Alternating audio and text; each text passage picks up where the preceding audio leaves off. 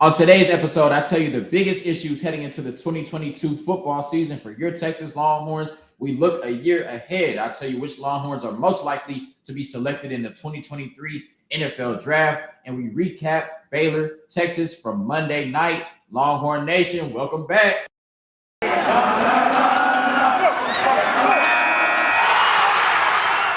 You are Locked On Longhorns, your daily podcast on the Texas Longhorns. Part of the Locked On Podcast Network, your team every day.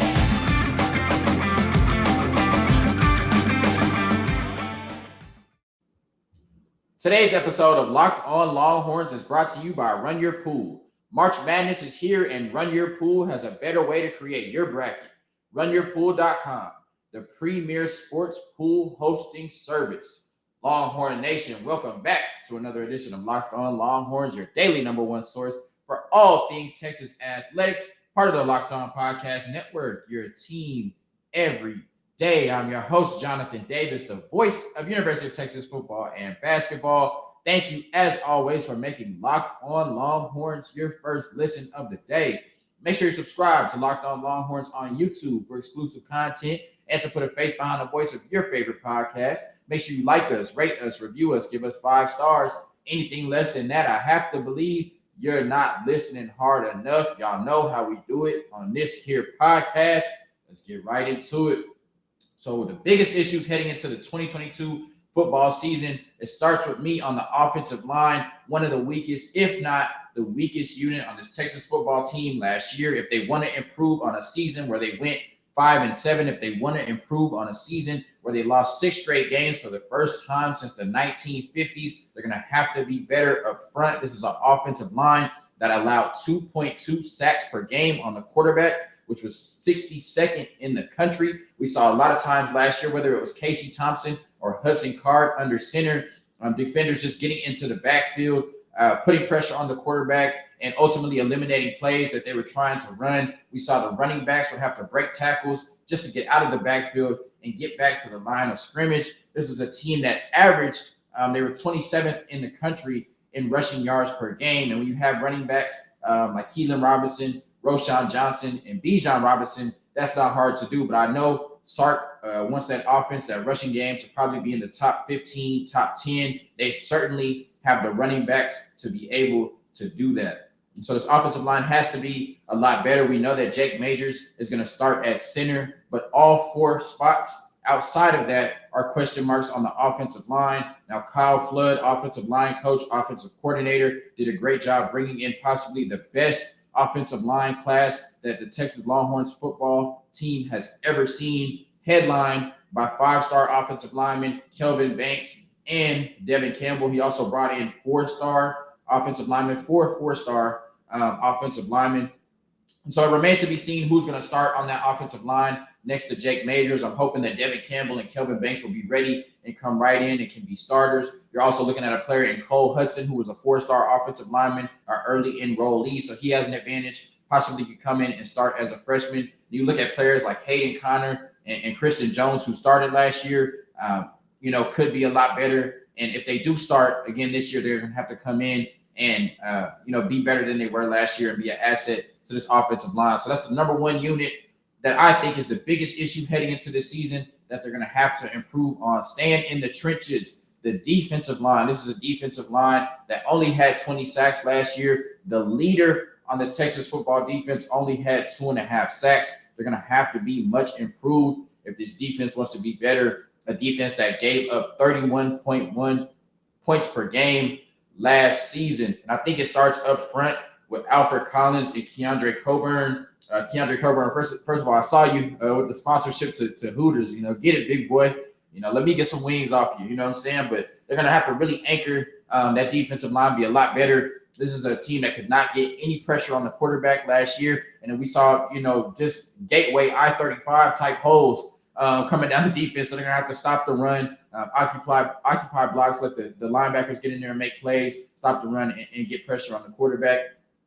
We saw that they were interested in 2 transfers in the transfer portal. Kari Coleman, he ended up making his decision out of TCU going to Ole Miss, so they lost out on him. They still are in the top 5. Your Texas Longhorns are in the top 5 for O'Shawn Mathis, a veteran defensive end on the edge position that could come in right away and improve your rushing defense, improve your sack totals, and I think he would come in and be an asset and take some of the pressure off of those 4-star defensive linemen that they brought in Jeray Bledsoe, Justice Finkley, and Jamon Tapp. And so I think they'll come in and make plays and be a lot better. But getting O'Shawn Mathis, adding him to this defensive line will be huge. So once again, a defensive line that failed to get pressure on the quarterback last year, gave up over 200 rushing yards a game, which was 111th in the country. They will have to be much improved if your Texas Longhorns football team will be much improved. The second biggest issue heading into the 2022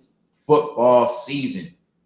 The third one is your wide receivers. Now, we've already seen that they brought in Isaiah Nair. We're hoping that Jordan Whittington can stay healthy. But last year, outside of Xavier Worthy, this was just a wide receiving core that had a lot of drops, a lot of injuries. Xavier Worthy had 62 catches. No other player on the Texas Longhorns football team had more than 26 receptions. So it was kind of Xavier Worthy or bust. Xavier Worthy had 12 touchdowns last year. The rest of the team combined had 17 touchdowns. So once again, you're bringing in a player like Isaiah Nair, who gives you a legitimate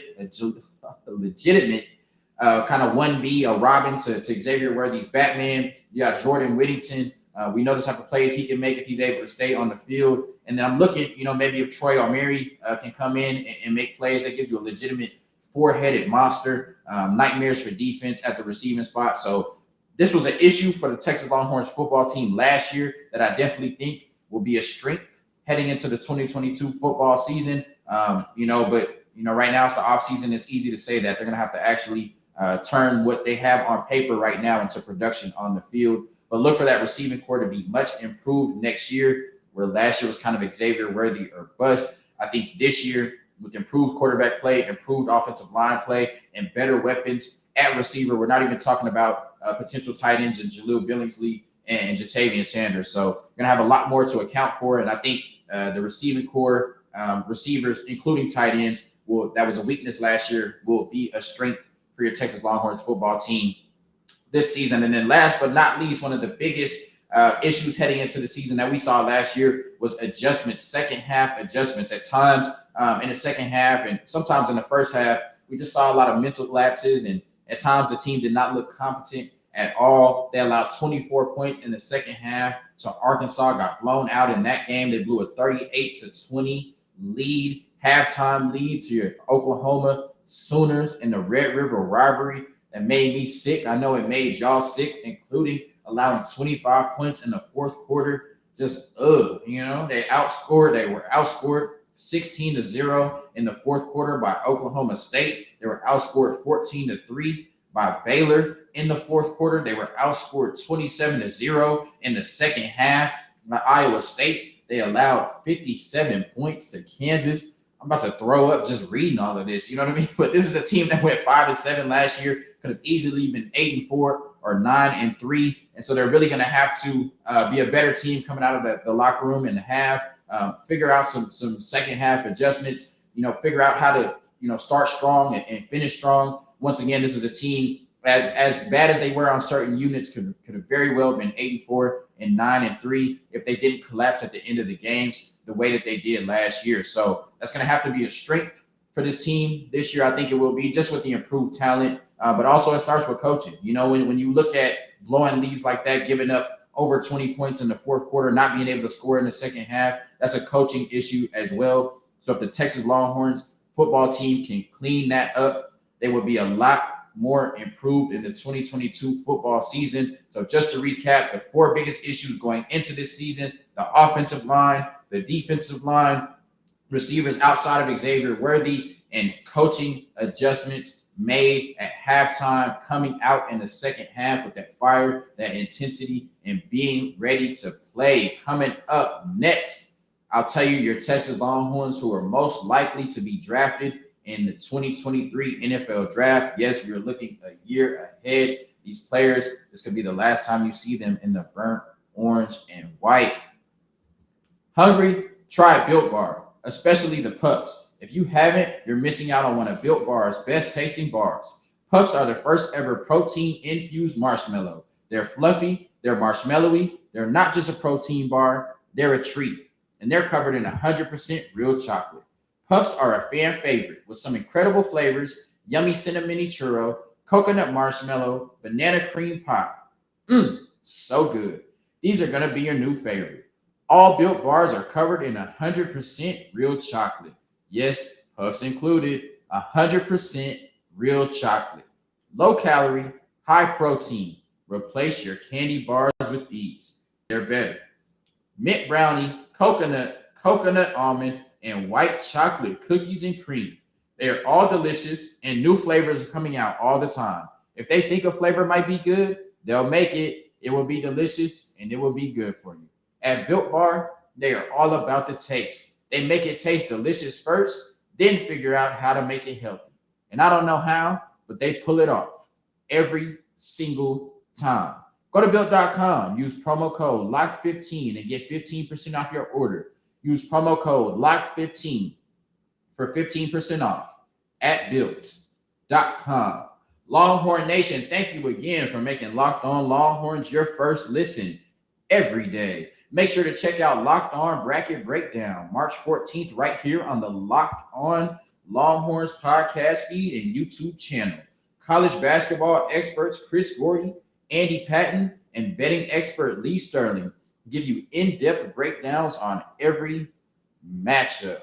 All right, Longhorn Nation, so it's NFL draft time. We've seen 2 Longhorns are heading to the NFL Combine, which is this week. Josh Thompson, cornerback, and Dicker, the kicker. I like to call him on this podcast, Dicker, the special teamer. So we only had 2 invited to the Combine this year, but with the increased talent of the Texas Longhorns football team having a better season, I think you'll see a lot more players being at the Combine next year and potentially being selected in the 2023 NFL Draft. So we look ahead, and that starts with the first prospect who you may see for the last time this year in the burnt orange and white. That's Keandre Coburn, defensive lineman. He is huge, 6'2", 350 pounds. He definitely has the size and the strength to be an NFL player. Now, he had his worst statistical season last year, only having 15 tackles, 2 tackles for loss, and 1 sack in his 3 years at the Texas Longhorns football program. At the 40 acres, he has been in a different defensive scheme each year. This will be the first time that he will be in the same defensive scheme 2 years in a row. So if he can have some improved production, if this defense improves, then you could see Keandre Coburn, being a mid to late round pick in the 2023 NFL Draft. Once again, shout out to the Hooters NIL deal. If you're seeing this, make sure I get some wings, my boy. I need some of those. Roschon Johnson, another player who we may be seeing in the last time at the 40 acres. Now, he does have another year of the extra COVID eligibility year if he would decide to come back. So we've seen the versatility for Roschon Johnson. This is a player that came in as a highly touted quarterback. We had a big need for running back, and so he decided to make that switch. And so he showed you some of the versatility that he has. And he should see an increase in touches this year behind Bijan Robinson. We saw what he was able to do as the Wildcat, kind of quarterback / running back in that game against Kansas State, where he had 179 yards and a touchdown, where Bijan Robinson did not play. And he'll likely be, a late round pick, but he definitely could come back next year when Bijan Robinson enters the draft, most likely, and try to compete for that starting running back spot and increase his draft stock even more. But this is a very explosive playmaker, and I think if Sark is able to get the ball in his hands frequently this year, he will be a player that is selected in the NFL Draft next year and could come right into any NFL team's running back stable and instantly give them an extra punch and explosiveness and production from that running back spot.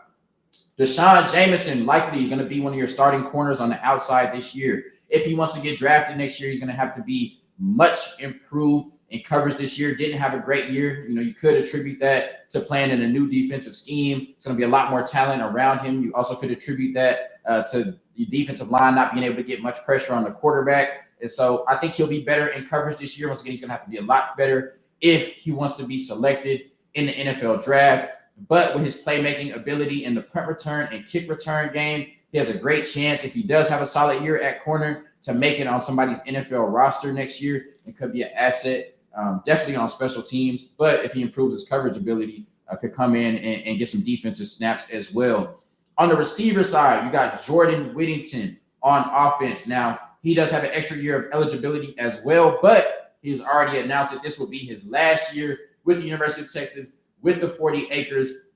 And we've seen the playmaking. He's made all types of great catches and great plays for the Texas Longhorns. He's a great third down receiver, somebody you have to really key in on to stop the Texas Longhorns from moving the chains. The only issue with Jordan Whittington has been his inability to stay on the field. He has missed time in all 3 years with the Texas Longhorns football program. But like I said, he's just a playmaker. And I think if he could have a fully healthy season with a quarterback like Quinn Ewers under center or Malik Murphy under center or even, Hudson Card, whoever Sark determines the starter, if Jordan Whittington could come in and have a fully healthy year, I think you could see him as a 4th or 5th round pick next year in the 2023 NFL draft and could possibly be a steal wherever NFL team lands the services of Jordan Whittington. So look for him definitely to this be his last year with the Texas Longhorns and possibly a sneaky, 4th or 5th round pick that once again could be a steal for whichever NFL team is able to grab him. A player that no doubt will be drafted next year, DeMarvion Overshown, Agent Zero. He's a lock to get drafted. Probably would have got drafted last year, but the Texas Longhorns defense didn't have a lot of success. He probably needs to beef up and get stronger in stopping the run. So I'm glad he came back for another year to increase his draft stock. And he's kind of the most, his draft stock is probably the most fluid of any player that we're looking at on the Texas Longhorns football team right now. I think a great season. If he comes out, the Texas Longhorns football team competes for a Big 12 title. That defense is much improved. He shows that he, is more proficient at stopping the run. He shows that he's a leader on this defense. He could be a 1st round pick, but I think anywhere he slides in between that 1st and 4th round pick and comes in and can help NFL defense right away. So DeMarvion Overshown will be drafted next year. It's just a matter of how he plays this season and where he projects, but he definitely will be playing on Sundays in his future. Another receiver that's likely to be drafted next year, depending on what they do this year with the Texas Longhorns football team, is Isaiah Nair, the transfer coming over from Wyoming. He had 878 yards last year, 44 catches, averaged over 20 yards of reception, and 12 touchdowns at Wyoming. They only threw the ball 35% of the time. He's going to get a lot more touches this year, a lot more targets. Now, he's clearly the second receiver behind Xavier Worthy. But if he has a great season, I think you could see him as kind of a 2nd to 4th round pick. He has great size at 6'2", 210, great speed for his size. And he just has a knack to come down with those 50-50 balls. He's a really good jump ball receiver. So look for an NFL team that's looking for a bigger receiver that has some playmaking ability to go out and get Isaiah Nair. I think whoever is at quarterback, he is going to be a huge playmaker for them. And I think an NFL team, whichever NFL team that gets Isaiah Nair is going to get a player that once again can come right in and you can just kind of throw that back shoulder fade or just throw the ball up and expect him to come down with it. They say some players, it's not necessarily 50-50 when you throw it up to them. And I think that's what Isaiah Nair represents. It's probably more 75-25 in favor of Isaiah Nair when the ball's in the air. And then, of course, the best player on this football team, no doubt, NFL draft prospect next year. He should be a 1st rounder. They're kind of hating on the running backs now, talking about they're not as valuable as they used to be, blah, blah, blah, whatever. Bijan Robinson, surefire 1st round pick, explosive, elusive, can take any carry to the house.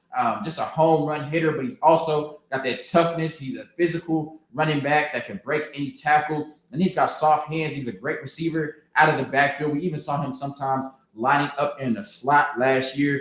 The 4th best odds is this year to win the Heisman. Bijan Robinson, just a hell of a playmaker. 1,422 total yards last year and 15 touchdowns in 10 games. He will be drafted in, if not the 1st round, definitely in the 2nd round next year. And look for him to be one of the Heisman favorites this year for the Texas Longhorns at the 40 acres. And the success of this football team will be based around what Bijan Robinson is able to do. It starts and ends with him. So those are some Texas Longhorns football players who are likely to be selected in the NFL draft in 2023, especially if they have great seasons next year. Coming up next, we'll recap Baylor and Texas from Monday night in the last ever game at the Erwin Center. This episode is brought to you by Rock Auto. With the ever-increasing numbers of makes and models, it's now impossible for your local chain auto parts store to stock all the parts you need. Why endure often pointless or seemingly intimidating questioning and wait while the person behind the counter orders the parts on their computer, choosing the only brand their warehouse happens to carry? You have computers with access to rockauto.com at home and in your pocket. Save time and money when using Rock Auto. Rock Auto is a family business serving do-it-yourselfers for over 20 years. Rock Auto prices are reliably low for every customer. They have everything you could need: brake parts, tail lamps, motor oil, and even new carpet. Go explore their easy-to-use website today to find the solution to your auto part needs. Go to rockauto.com right now and see all the parts available for your car or truck. Write Locked On in their How Did You Hear About Us box so they know we sent you. Amazing selection, reliably low prices, all the parts your car will ever need. rockauto.com. March Madness is only a few weeks away. That means you need to start thinking now about where you're going to be running your brackets this year. Are you going for the usual, or are you looking for the best? We've done our homework here, and we're running brackets with RunYourPool.com. Along with standard brackets, RunYourPool offers game types like Survivor or Pick X. They have options to edit scoring, and they offer more intel to make your picks. All stuff you won't find at ESPN or CBS. If you've got a business, RunYourPool can help you take some of that madness magic and play alongside your employees or even game customers. Plus, they offer full white glove customer support, custom branding, and one of the easiest 3-minute setups you'll ever find. Clearly, we believe Run Your Pool because, like I said, we're running our brackets there ourselves. There's no truer test than that. If you want to play against us for a shot at a cash prize, join us at runyourpool.com/lockedon. And while you're there, create your own pool for your friends and family.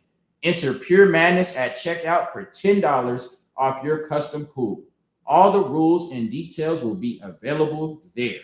That's runyourpool.com/lockedon for your chance to win a cash prize. We look forward to seeing and beating you there.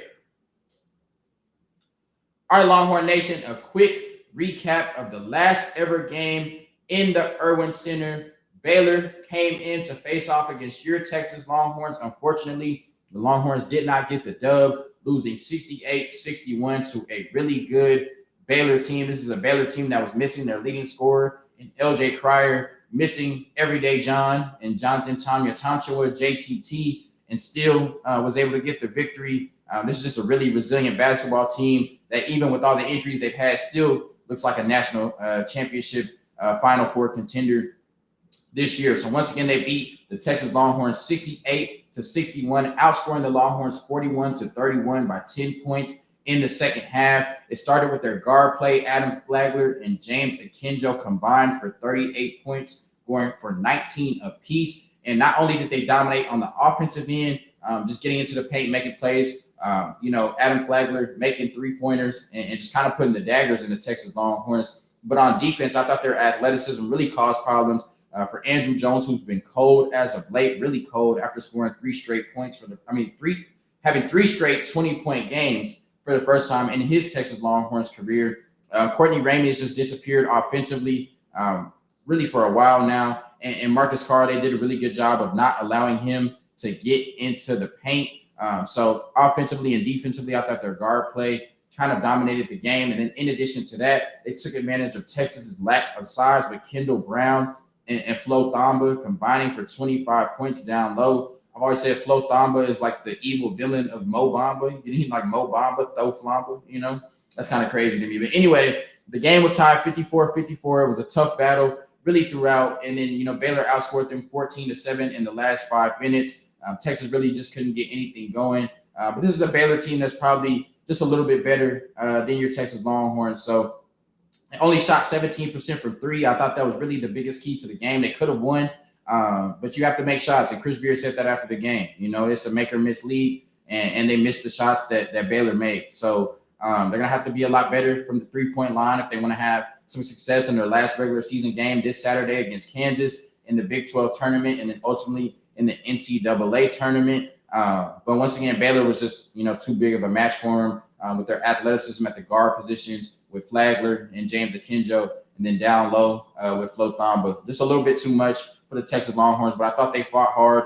And although they didn't get the win, their effort, showed that they sent off the Irwin Center the right way. So looking to get a win and close out the regular season in style in a tough environment at Kansas, and then moving forward, hope to see a lot of success in the Big 12 conference tournament, and then ultimately in the NCAA tournament this season in Chris Beard's first year as the head coach of the Texas Longhorns, and better things to come in the future. We saw what he was able to do already, coming in and winning 21 games so far in his first year. So the future is bright at the 40 acres for this basketball team. Longhorn Nation, thank you as always for making Locked On Longhorns your first listen of the day. Peace.